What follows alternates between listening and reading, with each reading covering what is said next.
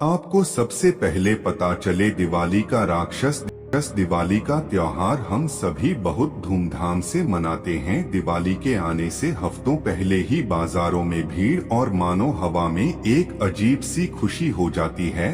पर दिवाली की रात पूरे साल की सबसे बड़ी अमावस की रात भी होती है। ऐसा माना जाता है कि दिवाली की रात भूत और प्रेतों की शक्तियां बहुत बढ़ जाती हैं। हमारी आज की कहानी ऐसी ही एक अंधेरी काली दिवाली की रात के बारे में है।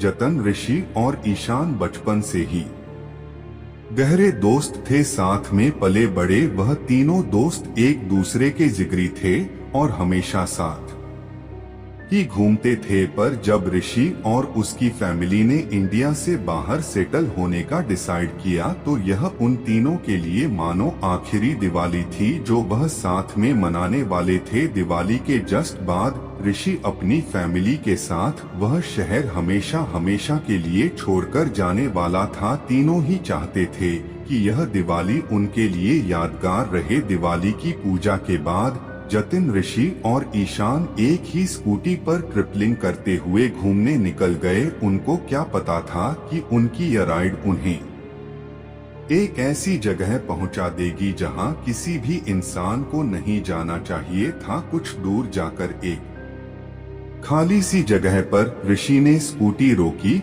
और स्कूटी की डिग्गी में से बहुत सारे पटाखे निकाले। उसी रोड पर थोड़ी ही दूरी पर एक पुराना सा मंदिर भी था, लेकिन उस मंदिर में सब कुछ खंडहर। उस मंदिर के अंदर एक कमरा था जो अभी भी बिल्कुल सही सलामत दिख रहा था। उस कमरे का दरवाजा बिल्कुल पुराने जमाने का था और उस पर एक बड़ा सा तारा था जिस पर लाल रंग के धागे बंधे हुए थे। ऋषि ने एक एक करके पटाखे जलाना शुरू कर दिया और तभी ईशान ने एक रॉकेट लिया और दो पत्थरों के बीच में खड़ा करके उसे जला दिया। रॉकेट में आग लगते ही रॉकेट प्रेशर से नीचे गिर गया और सीधा उस खंडहरी मंदिर के अंदर जाकर फट गया। एक बहुत ही जोर के धमाके की आवाज आई, पर क्योंकि वह मंदिर पहले से ही डर था तो उन लड़कों ने उस धमाके की ज्यादा परवाह नहीं की और अपनी मस्ती में दूसरे पटाखे जलाने लगे। पर तभी कुछ ही पलों बाद वहां तेज हवा चलने लगी, इतनी तेज कि जिन कैंडल से वो पटाखे जला रहे थे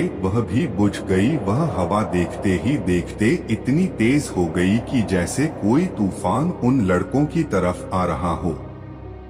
उनके लिए वहां खड़े रहना भी मुश्किल हो गया था।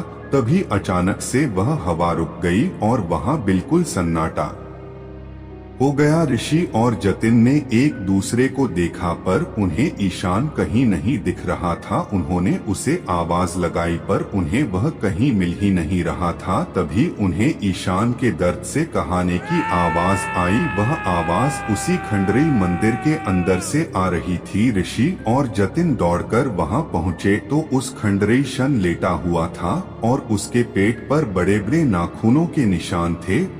और इसलिए उसने घबराई हालत में मंदिर की छत की ओर इशारा किया और जैसे ही जतिन और ऋषि पलटे उनकी रूह ही कांप गई। मंदिर की छत पर एक दाने वाला भयानक जीव चिपका हुआ था। उसका पूरा शरीर जली हुई चमड़ी जैसा था और उसकी आंखें एकदम सफेद थी। जैसे ही ऋषि और जतिन ने उसे देखा वो अजीब तरीके से उन्हें देखकर चीखने लगा। वो तीनों बहुत ही बुरी तरह डरे हुए थे। ऋषि और जतिन ने ईशान को उठाया और उस मंदिर से बाहर भागे। वह अजीब सा दंड भी उनके पीछे भागता हुआ छत से नीचे आ गया। उन तीनों को अपनी मौत नजदीक आते दिख रही थी। ईशान को उठाकर भागना बहुत मुश्किल हो गया था और बहुत ज्यादा खून बहने की वजह से ईशान अपने होश भी खोने लगा था। जैसे तैसे करके वो तीनों उसी रोड पर भागते गए। कुछ देर तक भागने के बाद उन्होंने देखा कि वह जीव अब उनके पीछे नहीं था। वह तीनों और तेज भागे और तभी उनको रोड के ऊपर एक संगीत खंडहरी तो उनकी स्कूटी वहीं खड़ी थी। यह देखकर वह बहुत डर गए क्योंकि इसका मतलब था वह वहीं पर वापस आ गए थे जहां से भागकर वो निकले थे, और जो खंडरेई मंदिर था जहां पर उन्हें वह राक्षस दिखा था, उस मंदिर के बंद दरवाजे के अंदर एक छोटा सा कमरा था जहां एक मूर्ति लगी थी, और वह मूर्ति किसी और की नहीं बल्कि उसी दंड की थी जो उनके पीछे पड़ा था। उस मूर्ति के नीचे लिखा था जय खंगदेव। वो तीनों बेहद डर गए थे, उन्हें समझ नहीं आ रहा था कि वह कहां पहुंच गए हैं। ऋषि ने मदद के लिए अपना फोन निकाला पर उसके फोन में नेटवर्क ही नहीं था। उसने उस मंदिर की एक फोटो खींची और ईशान को उठाकर वो दोनों स्कूटी के पास ले जाने लगे कि तभी उन्हें अपने पीछे से एक अजीब सी आवाज आई। उस दिवाली के दिन के बाद ऋषि जतिन और ईशान कहाँ गए